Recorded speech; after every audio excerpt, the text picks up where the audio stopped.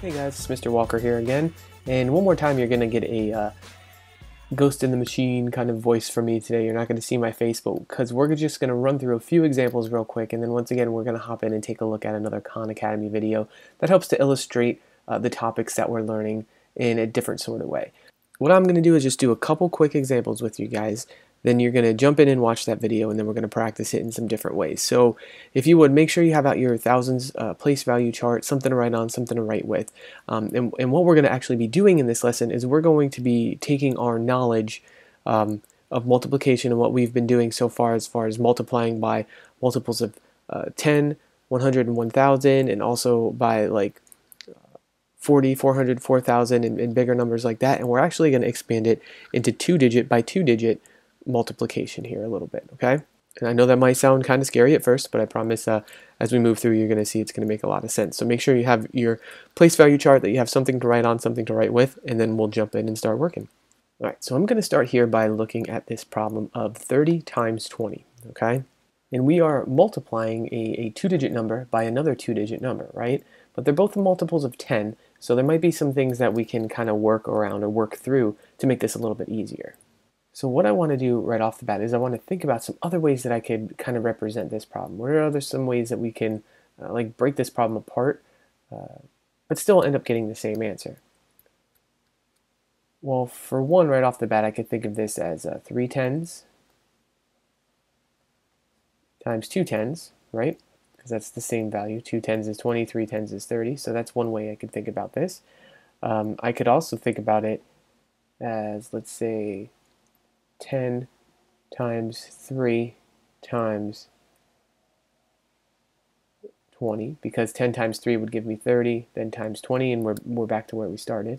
I could think of it as 10 times 2 times 30, because again, 10 times 2 is 20, times 30 will get us back to where we started, and so on and so forth. So I can kind of, even though I don't know the answer to this yet, I can kind of break down this problem and just kind of think of it in some different ways, okay?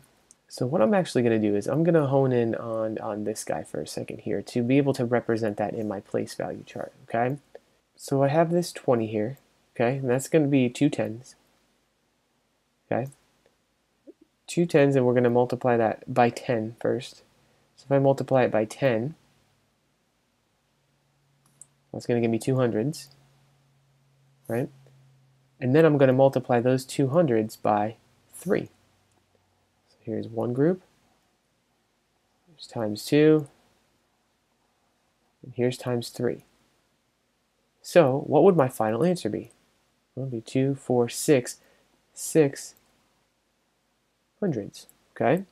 So what I did first was I multiplied my 2 tens by 10. That got me to my 200s, and then I multiplied my hundreds by 3, and that got me to 600, okay? Not too shabby. Let's see what happens if I represent it this way here. Let's see if I get the same answer. So again, let's start with 30 instead. 3 tens represent 30.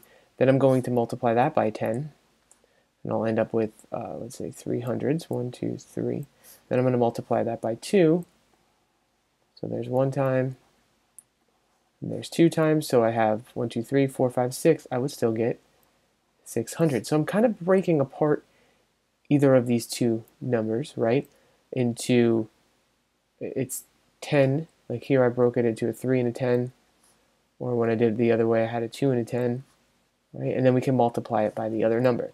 And that might be overcomplicating things a little bit for you, but what it's basically showing us, or what we're getting at, is that when we multiply a two-digit number by another two-digit number, there's many different ways to express the product, or to express the answer, okay?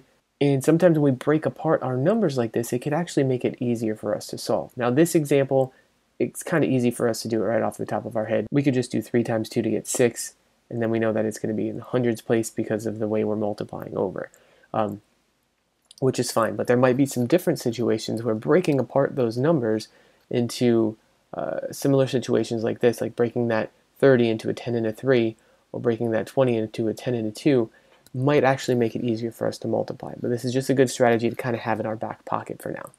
Let's take a look at another one that kind of does a similar thing as far as helping us break down and analyze these double-digit multiplication problems in another way. So for this one, I'm going to be solving the problem 40 times 20.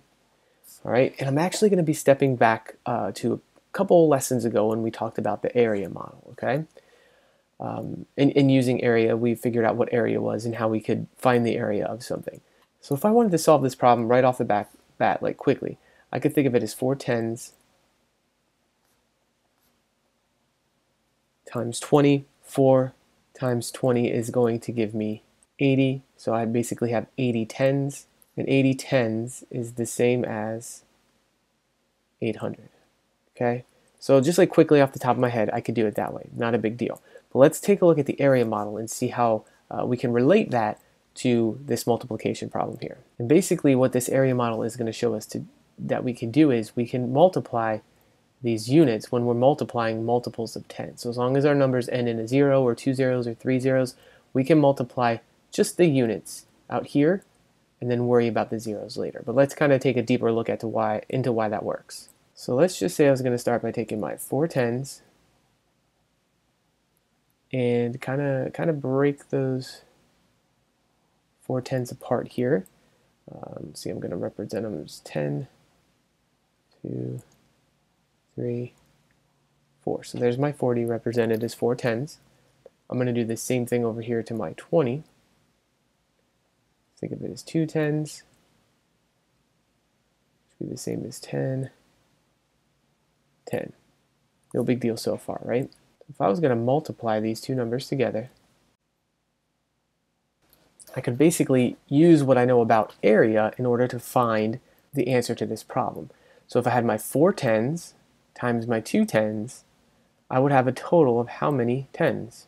1, 2, 3, 4, 5, 6, 7, 8. So the total area that 4 tens by 2 tens takes up is 8 tens.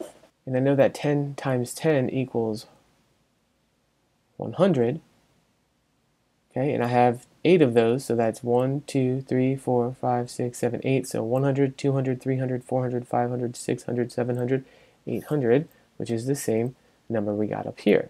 Okay, so we can use this area model to kind of help us out or help us visualize what's happening when we're multiplying tens times tens. So I did 4 tens here, I did 2 tens here, gave me a total of 8 tens. Okay, and then I could think that each square is 10 times 10, which is 100, and then I have 8 of them, so that's 800. Okay, so hopefully this is making a little bit of sense. If it's not, it's okay. We're going to watch a video from Khan Academy that's going to go into some further detail and show us a couple other strategies that we can use to kind of think about multiplying these 2-digit numbers that are multiples of 10. So as you go through that video and you get to practicing these a little bit, if you need some extra help, extra practice, or anything like that, please reach out and let me know. You know how to find me.